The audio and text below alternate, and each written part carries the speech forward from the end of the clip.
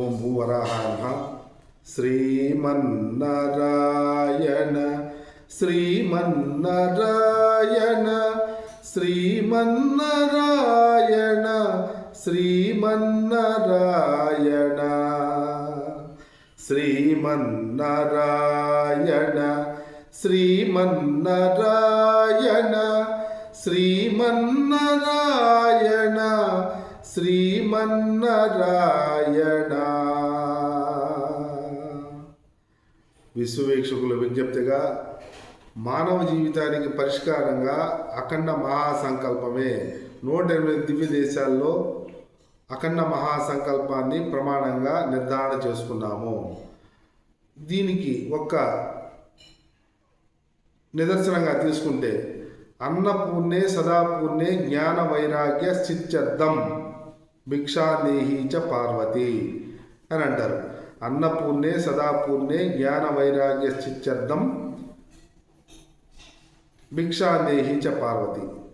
సమగ్రస్య ఐశ్వర్య ధర్మ యశస్ వైభవ శ్రియ అంటే 6 షడ్గుణ ఐశ్వర్యాలు కలిగినటువంటి పరమాత్మ అన్నపూర్ణే సదాపూర్ణే జ్ఞాన వైరాగ్య. అన్నపూర్ణ సదా పరిపూర్ణంగా జ్ఞాన వైరాగ్యాలు పార్వతీ అమ్మవారు శివ పార్వతులు ప్రసాదిస్తారు. 6 షడ్గుణ ఐశ్వర్యాలు కలిగినటువంటి వాళ్ళు.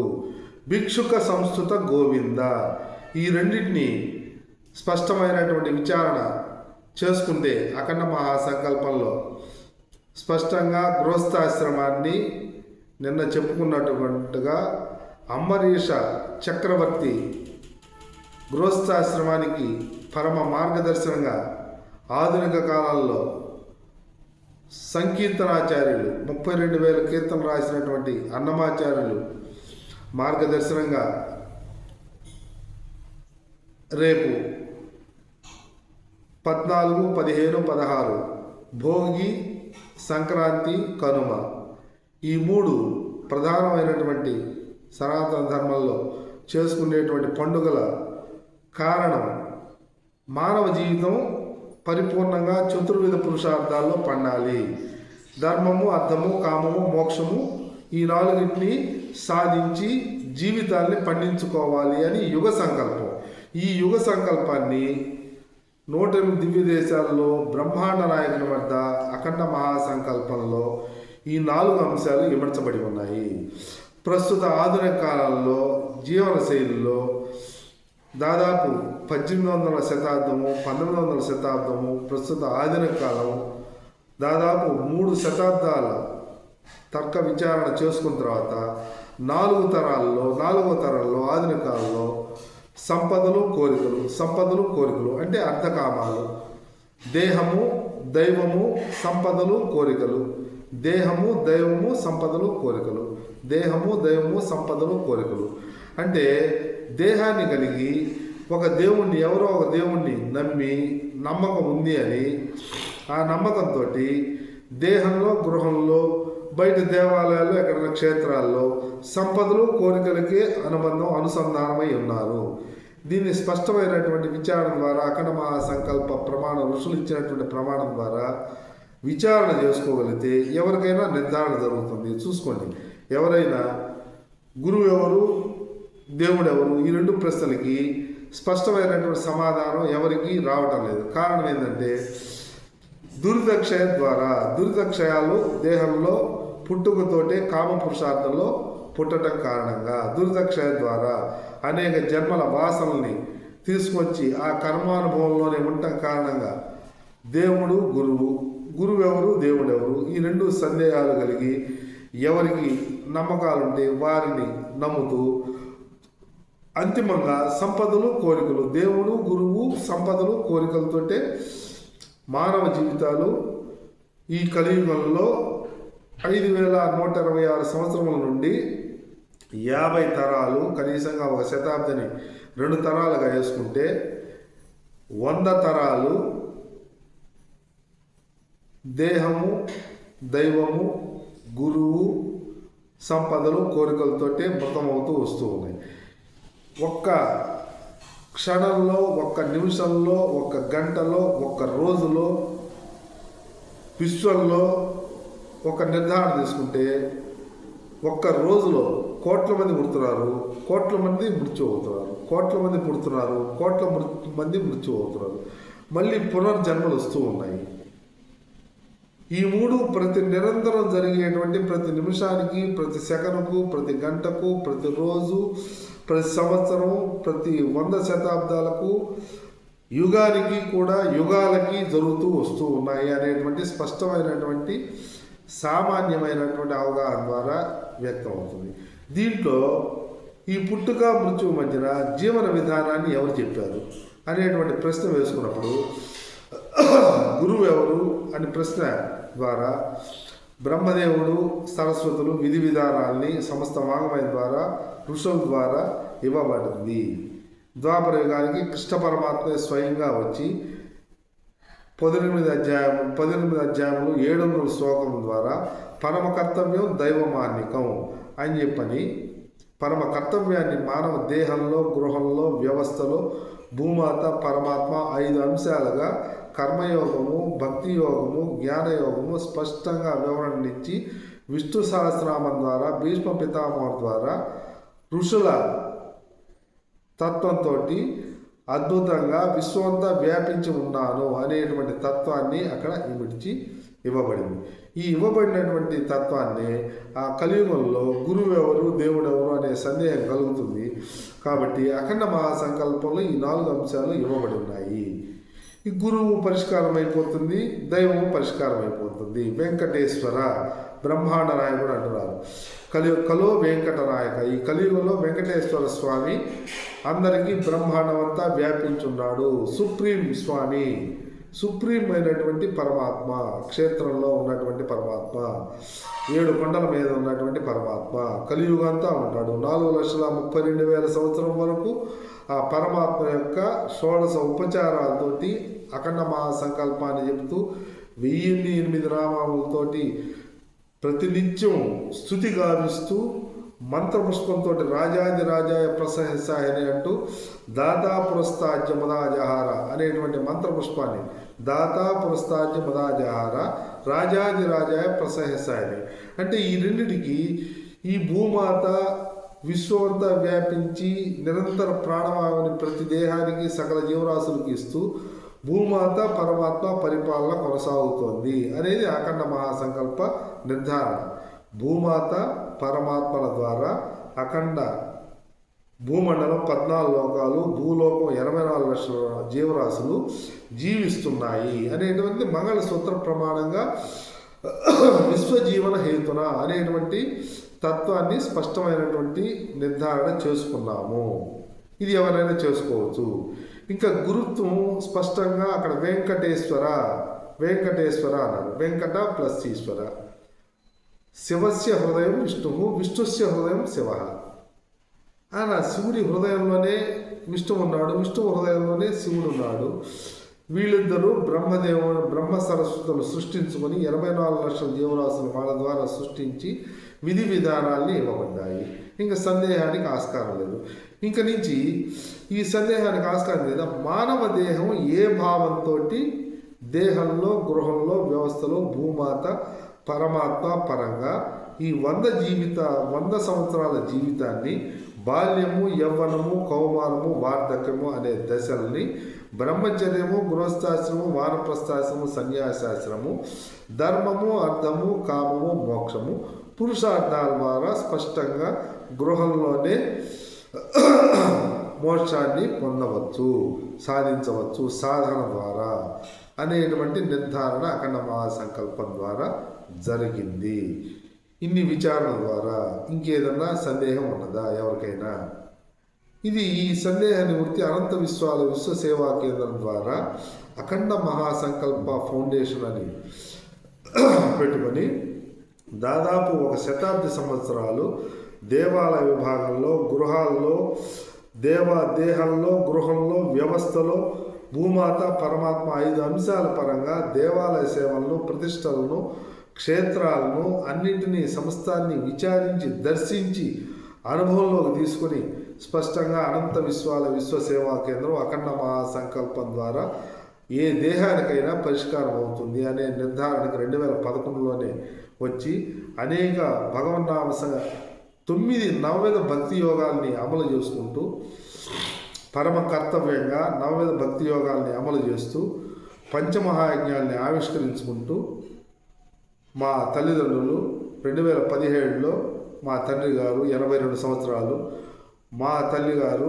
2021లో 70 సంవత్సరములు గృహస్థాశ్రమాన్ని, అంబరీష చక్రవర్తి ప్రమాణాన్ని, అన్నమాచార్యుల ప్రమాణాన్ని, త్యాగరాజు ప్రమాణాన్ని, స్పష్టమైనటువంటి సంకల్ప ప్రమాణాన్ని గృహస్థాశ్రమంలో అద్భుతంగా నవవిధ భక్తి యోగాల్ని అమలు చేసుకుని అనంత విశ్వాలు విశ్వసేవా కేంద్రం స్థాపించి 40 సార్లు 16 మంది భగవన్నామ సంకీర్తన చేసేటువంటి సేవకా బృందం ద్వారా అన్ని ఆహార పానీయాలు సమర్పించి 40 సార్లు కనీసం 15,000 రూపాయలు ఖర్చు అవుతుంది.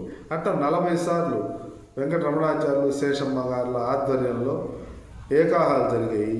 2 సప్తాహాలు కనీసంగా 7 రోజులు 40 మంది భగవన్నామ సంకీర్తన బృందంచే 2 సప్తాహాలు పైన 7 లోకాలు కింద 7 లోకాలే ప్రమాణం, బ్రహ్మాండ నాయకుడే ప్రమాణం అనేటువంటి సంకల్పంతో సప్తాహాలు జరిగాయి.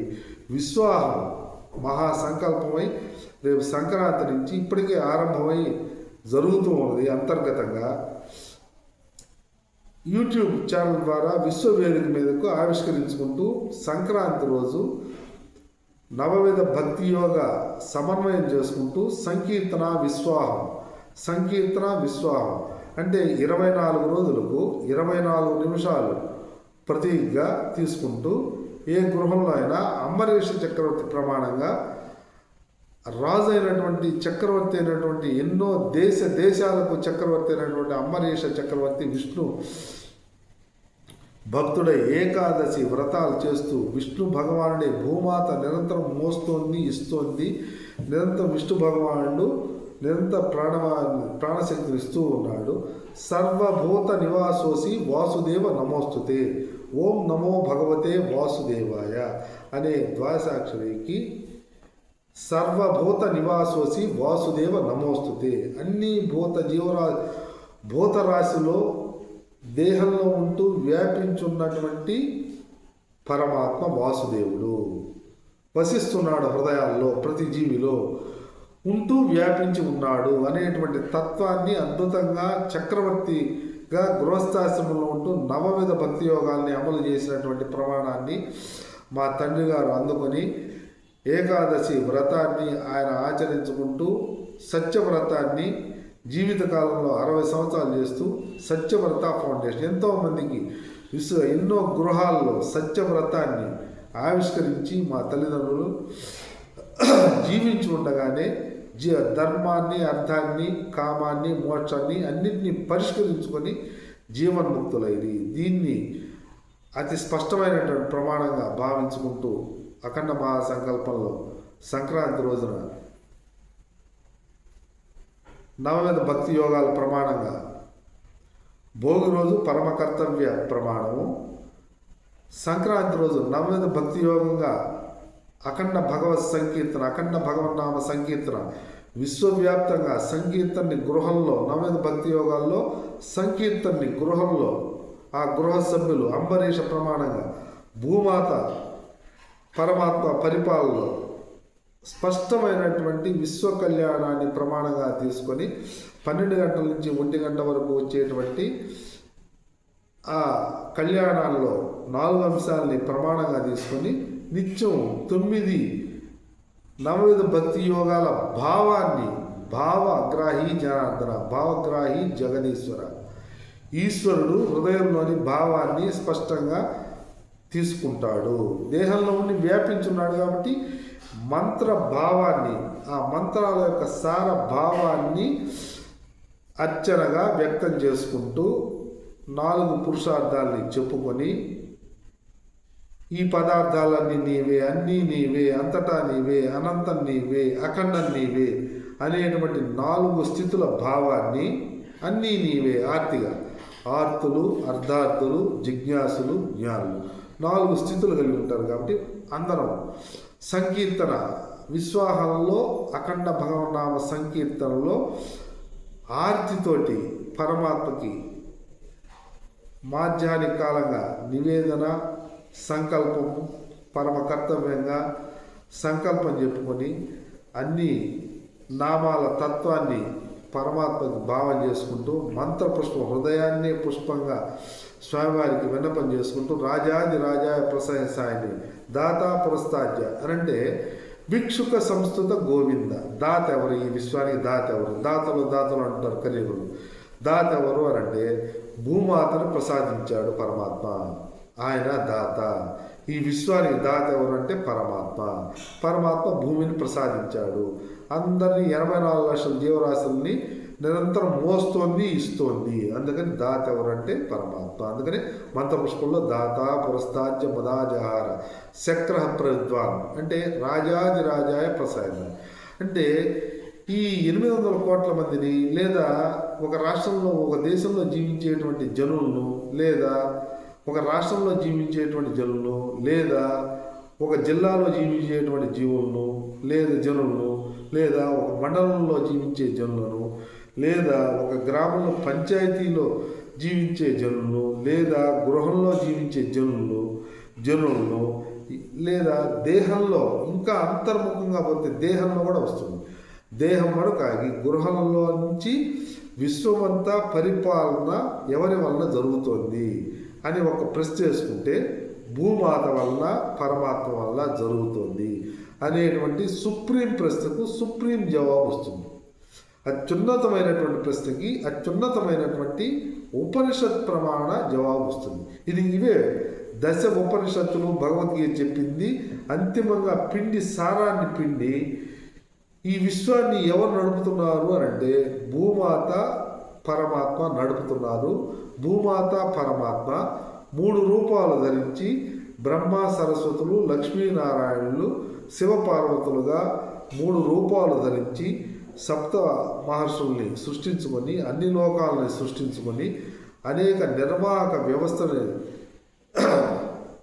సృష్టించుకొని ప్రకృతిని సృష్టించుకొని 84 లక్షల జీవరాశుల్ని సృష్టించుకొని నిరంతరం మోస్తూ ఇస్తూ ఉన్నది అనేటువంటి పరమ స్పష్టమైనటువంటి ప్రశ్నకి జవాబుగా భగవద్గీత ఉపనిషత్ సారంగా స్పష్టమైన జవాబు వస్తుంది. ఇంకా సందేహానికి ఆస్కారం ఇంకా లేదు. ఇంకా గురుత్వం ఏర్పడిపోతుంది. గురువు అంటే ఒక రూపము ఒక నామము ఒక మనిషి కాదు.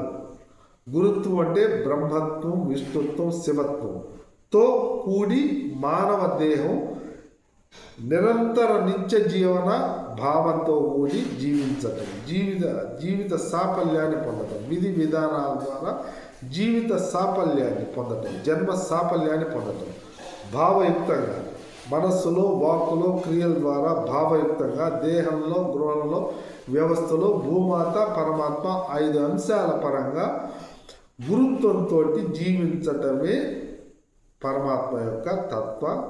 బ్రహ్మత్వం విష్ణుత్వం శివత్వం, బ్రహ్మత్వం విష్ణుత్వం శివత్వం ప్రజాపతి అని మంత్రపుష్పంలో చెప్తుంది. అందువల్ల కోటాను కోట్ల సంవత్సరాలు అద్భుతమైనటువంటి కోట్ల సంవత్సరాలు కోట్ల అయినటువంటి అష్టసిద్ధులు నవనిధులు ఎన్నో అద్భుతమైనటువంటి తత్వాలు కలిగినటువంటి తత్వం దివ్యత్వం. మానవత్వం 100 సంవత్సరాల్లో ఏం తెలుసుకొని ఏం తత్వాన్ని వ్యక్తపరిచేందుకు ఆస్కారం ఈ కలియుగంలో ఎవరికి లేదు. ఆత్మవిచారణ బ్రహ్మజ్ఞానం అని నోటితోటి చెప్తే ఎవరికి అందేటువంటి ఆస్కారం ఈ కలియుగంలో ఎప్పుడు ఎక్కడ ఉండదు, ఎవరికో అరుదుగా. అందుకనే భగవద్గీతలో నా జ్ఞానాన్ని ఎవరో కోటాను కోట్లో ఏ ఒక్కరో తెలుసుకోగలరు అనేటువంటి స్టేట్మెంట్ని వచనాన్ని పరమాత్మ స్పష్టంగా ఇచ్చాడు. రెండవది ఎవరిని వారే ఉద్ధరించుకొనవలను. ఇంతకంటే సుప్రీం మహోన్నతమైనటువంటి వాక్యం ఇంకెక్కడ కనిపించదు. ఎవరిని వారే ఉద్ధరించుకొనవలను అన్నప్పుడు గురువు ఎక్కడున్నాడు అని అంటే అఖండ మహాసంకల్పంలో బాల్యంలోనే ఇవ్వబడుతుంది. బాల్యంలోనే ఇవ్వబడినటువంటి ఈ ప్రమాణాన్ని భిక్షుక సంస్థత గోవింద. అప్పుడు భిక్ష ఎవరు ఇస్తున్నారు, ఎవరు ప్రసాదిస్తున్నారంటే భూమాత ప్రతి మానవుడికి ప్రసాదిస్తుంది. అన్నపూర్ణే సదాపూర్ణే జ్ఞాన వైరాగ్య చిచ్చర్థం భిక్షాందేహి చ పార్వతి. ఈ భిక్షను ఎవరిని కోరుతారు అంటే ప్రతినిత్యం అన్నపూర్ణ అంటే భూమాతని, అమ్మ నువ్వు ఇస్తున్నావు అమ్మ తల్లి, అన్నపూర్ణే సదాపూర్ణే అంటే పూర్ణం అవుతుంది, ఆకలి తీరుస్తుంది, ప్రతి మనిషికి ప్రతి దేహానికి తీస్తుంది కదా. అన్నీ పూర్ణంగా ఇవ్వబడింది. అన్నీ పూర్ణంగా అంటే ఆకలి తినగానే సరిపోయిందా అంటే జ్ఞానాన్ని కూడా కావాలి. ఆకలి తీరిన తర్వాత ఇంకేమైనా ఏమైనా అంట. అందుకనే ఇప్పుడు ప్రస్తుతానికి కలియుగంలో దేవాలయం అంటే మేము చూసాం, దేవాలయం తీర్థం శటారి ప్రసాదం పెడితే అది దేవాలయం. అది ప్రసాదం పెడితే దేవాలయం ఎందుకు అవుతుంది? ప్రమాణంతో ఉండి సాధన, ప్రమాణంతో ఉండి సాధన ఏంటంటే అన్నపూర్ణ అమ్మవారు. అన్నపూర్ణ అమ్మవారు ప్రతి మనిషికి భూమాత పరమాత్మ దయ వలన ప్రతి మనిషికి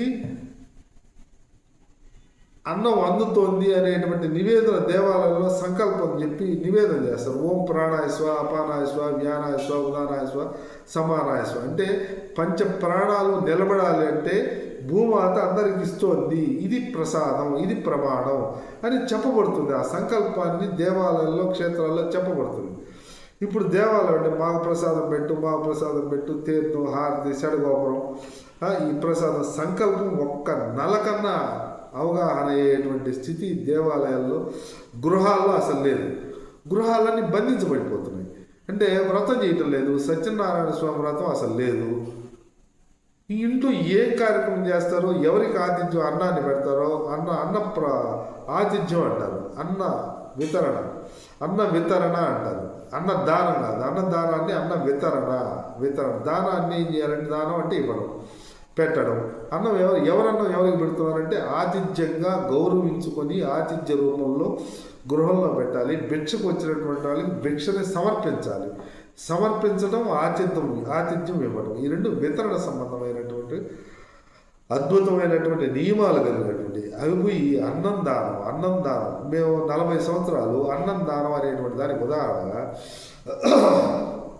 మా నాన్నగారు మేము దేవాలయంలో జరుగుబాటు లేకుండా మేము అన్ని నిర్వాహకత్వాలు వహించి చేసేటువంటి 40 సంవత్సరాలు చేసేటువంటి దేవాలయంలో, ఆంజనేయ స్వామి దేవాలయంలో అన్నం దానం అని చెప్పని దేవాదాయ శాఖ ఎంతో ధనాన్ని ఇచ్చేది.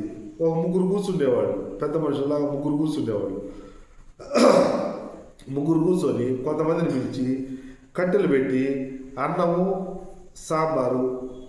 సాంబారు బెల్లం పొంగలి, మామూలు నాసిరకం బియ్యంతో బెల్లము బియ్యం వేసేస్తే పొంగలైపోయింది. సాంబారు ఇంత గంగాళాల సాంబారు, ఆ నాసిరకం బియ్యంతో అన్నం రాశిగా పోసి దాన్ని మమ్మల్ని మేము పోయి దానికి టెంకాయ కొట్టి అన్నం అని చెప్పిన హారతిస్తే వాళ్ళు అక్కడ కూర్చొని కనీసం ఒక 200 మందికి 300 మందికి 400 మందికి పెట్టేవాళ్ళు పైన. దాన్ని అన్నదానం అని చెప్పని మేము 40 సంవత్సరాలు చూసాం. అన్నం దానం, అన్ని దానాల్లోకి అన్నం దానం గొప్పది అని 40 సంవత్సరాలు విన్నాం. దాన్ని కాదంటానికి లేదంటానికి, దీంట్లో ఫలం రాదంటానికి లేదు. అది పరమ దోషయుక్తమైనటువంటిది. ఎందుకంటే ఎవరో ఇస్తున్నారు, దేవాలయం లోపల పెడుతున్నారు, నాసిరకమైనటువంటి వాటితో పెడుతున్నారు. ఆ పెద్ద మనుషులు కూర్చొని వాళ్ళ ఇళ్లలో పెట్టి వాళ్ళు స్వార్థం చేసుకున్న దాన్ని, స్వయంగా ఆర్జన చేసుకున్న దాన్ని వ్రతం చేసుకుని ఎంతమందికి గృహంలో పెట్టబడితే ఫలితం ఇవ్వబడుతుంది, గౌరవించి పెట్టబడితే ఇవ్వబడుతుంది అని శాస్త్రం చెప్పినటువంటి నిర్ధారణ అయితే ఎంతమందికి పెడితే అధికం ఫలం, ఎంతమందికి 1000 మందికి పెడితే దీన్ని పెట్టలేకపోయినా బ్రహ్మాండ నాయకుడి వద్ద లేదా క్షేత్రాల్లో మాత్రం జరిగేది అన్న వితరణ కేంద్రాల్లో జరిగేటువంటిది మాత్రమే అన్న వితరణ అంటారు. ఆ క్షేత్రాల్లో అన్న వితరణ జరుగుతుంది. అక్కడ ఆ భోజనానికి ఇబ్బంది కాబట్టి భోజన ప్రసాదాన్ని దేవాలయానికి దూరంగా పెట్టేటువంటి క్షేత్రాల్లో తిరుమల ఒకటి. మేము ఇంట్లో ఆతిథ్యాన్ని ఇవ్వలేము అంటే ఒక 10 మందికి ఎంత అవుతుంది? ఒక 1000 రూపాయలు అవుతుంది అనుకోండి. ఒక 100 మందికి ఒక 10,000 అవుతుంది. ఒక 10,000 రూపాయలని తిరుమలకి, క్షేత్రానికి, కాశీకి, క్షేత్రాలకు కనుక పంపించేస్తే అన్న వితరణ ఫలం వస్తుంది, లేదా ఇంట్లో పెడితే ఫలం వస్తుంది. ఈ రకంగా కాకుండా అన్నం దానం అంటే ఎవరిస్తూ మళ్ళీ దీనికి చాలామంది మీరేంటి అని ఎవరెవరి దగ్గర దండకం చేసి ఒక దగ్గర పెట్టి బెంచీల మీద పెట్టి ఇది అన్నందానం అందరూ కూర్చొని దాన్ని వడ్డిస్తూ దీన్ని అన్నదానం కింద ఈ ప్రస్తుతానికి కలియుగంలో అన్నదానమే. దేవాలయం అంటే అన్నందానం, దేవాలయం అంటే నిర్వచనం అన్నందానం అంటున్నారు. దేవాలయం అంటే అన్నందానం అనేటువంటి నిర్వచనం వచ్చింది. దేవాలయం అంటే అన్నందానం కాదు, ఈ గృహంలో ఆతిథ్యం అభ్యాగతిత్యం, అభ్యాగతం చూడాలి, ఆతిథ్యం. అందుకనే భిక్షాదేహీచ పార్వతి, భిక్షుక సంస్కృత గోవింద, ఈ రెండు నామాల్ని ఈ భిక్షను ప్రసాదిస్తున్న మీ గృహాల్లో తినేటువంటిది ప్రతి ఒక్క మానవ దేహం తినేటువంటిది పరమాత్మ భిక్ష అనేటువంటి భావంతో భిక్షాదేహీచ పార్వతి. ఆ భిక్షను ఎవరిస్తున్నారు అని అంటే అమ్మవారు ఇస్తుంది. అయితే సరిపోయిందే అంటే జ్ఞాన వైరాగ్య స్థిత్యర్థం. ఆ జ్ఞానము వైరాగ్యము ఈ రెండు అద్భుతమైనటువంటి, వైరాగ్యం అంటే ఏదో అనుకుంటారు, వెళ్ళిపోవటం, ఏదో వైరాగ్యం చేయడం అంటే ఏదో నాకే సంపద కాదు, అద్భుతమైనటువంటి జ్ఞాన సంపద. వైరాగ్యం అంటే జ్ఞాన సంపద. ఈ రెండింటిని భక్తి యోగం, నవవిధ భక్తి యోగాల ద్వారా వస్తాయి అని ప్రహ్లాదుల ద్వారా, అంబరీష చక్రవర్తి ద్వారా, జనక మహారాజుల ద్వారా, రామచంద్రమూర్తి ద్వారా, ధర్మరాజాదుల ద్వారా స్పష్టంగా నిర్ధారణ చేయబడింది. గృహంలో పెట్టవలను. అందుకని అహంచ బ్రహ్మ భోక్తాచ బ్రహ్మ, ఆ భోక్తలో పరమాత్మ ఉన్నాడు, దేహంలో పరమాత్మ ఉన్నాడు. అహం వైశ్వానరో భూత్వ ప్రాణినాం దేహమాశ్రిత. అందుకనే భగవద్గీతని ఆదిత్య గీతగా, రుద్రగీతగా, కల్కి గీతగా చిన్న స్పష్టమైనటువంటి విచారణ ద్వారా, తర్క విచారణ ద్వారా ఆవిష్కరించబోతూ ఉన్నాం. రాబోయేటువంటి రోజుల్లో పరమ కర్తవ్యం దైవమానికం, పరమ కర్తవ్యాన్ని భగవద్గీత చెప్పింది. రుద్రగీత అంటే రుద్రత్వంతో మానవ దేహాలు కదలాలి. బాల్యం నుంచి, యవ్వనం నుంచి, కౌమారం నుంచి వృద్ధాప్యంలో కూడా రుద్రత్వంతో ఉండాలి అని భగవద్గీత చెప్తారు. నాకే సంబంధం లేదు,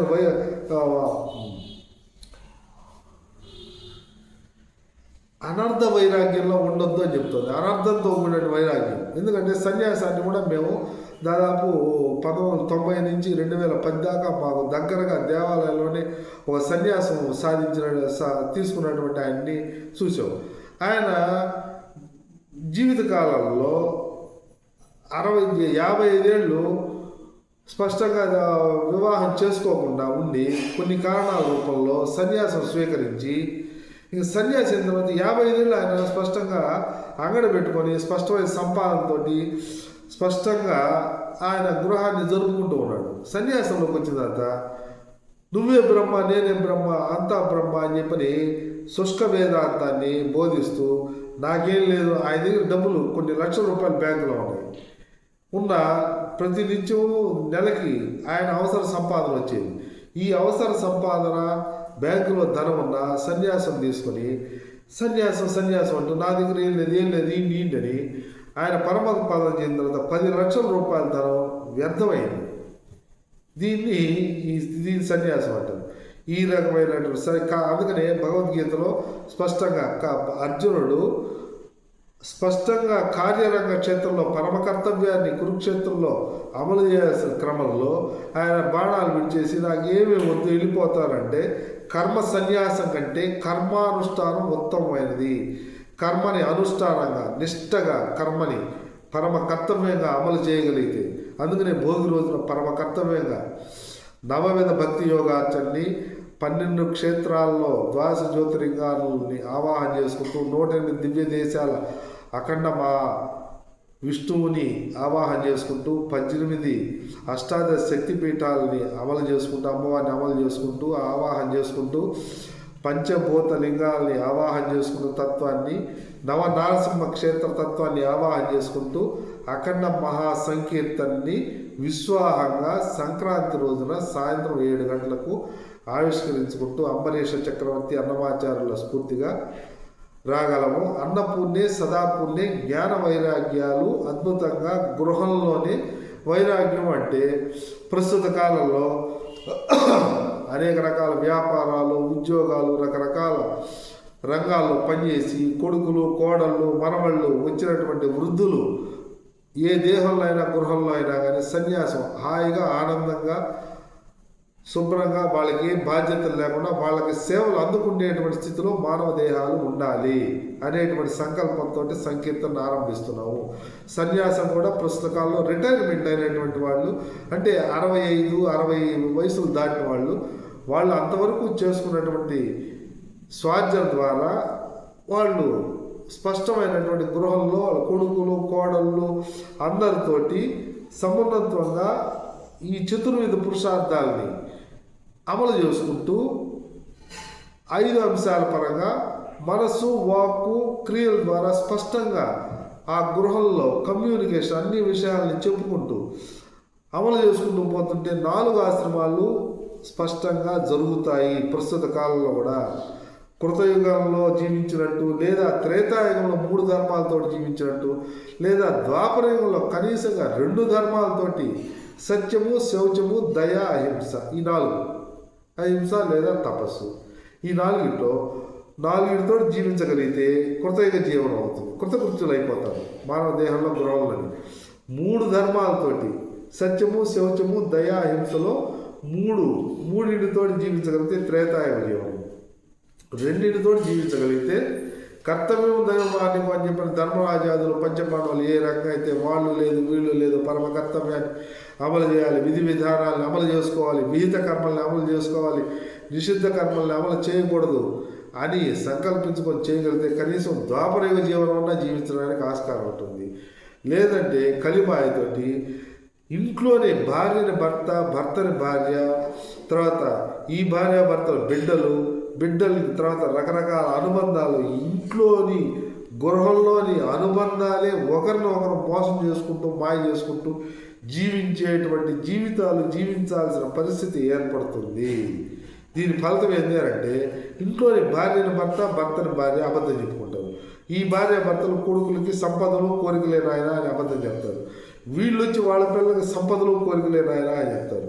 దీని ఫలితం ఏంటంటే అఖండ మహాసంకల్పాన్ని తెలుసుకోకపోతే ఫలితం ఏంది అని అంటే ప్రతి తల్లిదండ్రులే అబద్ధాలు ఒకరికొకరు చెప్పుకుంటూ ధర్మం అర్థం కామానికి కట్టుబడకుండా, ధర్మేచ అర్థేచ కామేచ అని మంగళసూత్రానికి కట్టుబడకుండా మోక్షేచని ఒకరికొకరు అబద్ధం చెప్పుకుంటూ ఒకరినొకరు లెక్క చేయకుండా పిల్లల్ని కనుక్కొని పిల్లల్ని చదివించుకుంటూ కేవలం ఈ లౌకిక విద్య ఉద్యోగాల్ని ప్రమాణంగా తీసుకుంటూ సంపదలు కోరికలు అనుకుని నిరంతరం అబద్ధంతో ఆందోళనతో అశాంతితోటి జీవించే జీవితాలు జీవించడానికి రంగ సిద్ధం చేసుకొని జీవించేటువంటి విధానాలే ఉన్నాయి. కాబట్టి అఖండ మహాసంకల్పం అద్భుతమైనటువంటి పరిష్కారంగా రేపు 14, 15, 16 త్రయాణికంగా పరమ కర్తవ్యం భోగి రోజున 2వ రోజున నవవిధ భక్తి యోగాల్ని భగవన్నామ సంకీర్తన విశ్వాహంగా విశ్వవ్యాప్తంగా ఎవరైనా అమలు చేసుకునేటువంటి ప్రమాణాన్ని ఆవిష్కరించుకుంటూ కనుమ రోజు పంచమహాయజ్ఞాన్ని ఆవిష్కరించుకుంటూ జ్ఞానస్థితిని అద్భుతంగా సాధన ద్వారా కదలగలిగితే దుర్దక్షయ ద్వారా అని శ్రవణం స్మరణ కీర్తనం ద్వారా గత పూర్వ ప్రాయశ్చిత్తంగా పూర్వ దోషాలని నివృత్తి చేసుకుంటూ కదలగలిగితే ఎవరికైనా సాధన ద్వారా సాధ్యమే. సాధన ద్వారా అభ్యాసం కూసు విద్య ఎవరికైనా సాధ్యమే. సాధన ద్వారా సాధ్యమే. సాధనేన ఇది సాధ్యం.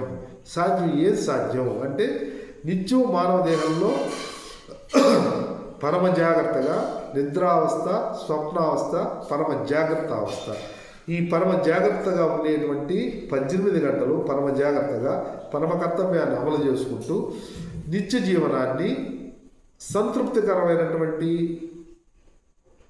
జీవనాన్ని, సాఫల్యమైనటువంటి జీవనాన్ని, ఆనందమైన జీవనాన్ని ఆ గృహంలో, ఆ దేహంలో, గృహంలో, ఆ ప్రదేశంలో జీవిస్తూ దీన్ని వ్యాప్తిలో కూడా ఎంతో మందిలోకి వ్యాప్తిలో కూడా తీసుకొని పోతూ ఎవరి ఆనందాన్ని పరమానందాన్ని పొందేటువంటి అవకాశం సాధన ద్వారా అభ్యాసం ద్వారా దీర్ఘకాలంగా సాధన చేయటం ద్వారా క్రమానుగతంగా చేయడం ద్వారా సాధన చేయడం ద్వారా ఉన్నది అనేటువంటి విజ్ఞాపనను అనంత విశ్వాల విశ్వ సేవా కేంద్ర విశ్వ సేవకత్వంలో పరమాణు రూపంలో ఎవరు అనంటే పరమాణు రూపంలో విశ్వసేవని ఆవిష్కరించుకుంటూ విన్నపం చేసుకుంటూ రాబోయేటువంటి వీక్షణలో రేపు ఇంకొక వీక్షణలో ఇంకొక చిన్న విశ్లేషణ చేసుకొని పరమ కర్తవ్యానికి వచ్చేందుకు సిద్ధపడుతూ శుభం భూయాత్. ఓం తత్సత్.